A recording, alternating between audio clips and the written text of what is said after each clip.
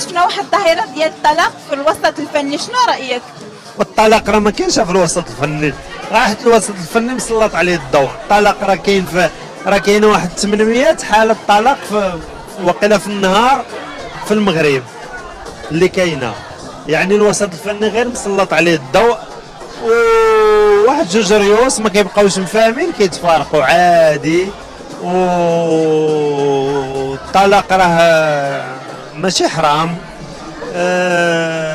الا ما تفاهموش واحد جوج يمكن لهم يطلقوا ماشي مشكل، ولكن غير حيت الميدان الفني مسلط عليه الضوء داكشي علاش كنسمعوا بزاف. اما الطلاق راه كتلقاي 10 البيوت واحد 5 مطلقين و5 البيوت ما مطلقينش، عادي، مساله عاديه حيت هذه هي الحياه.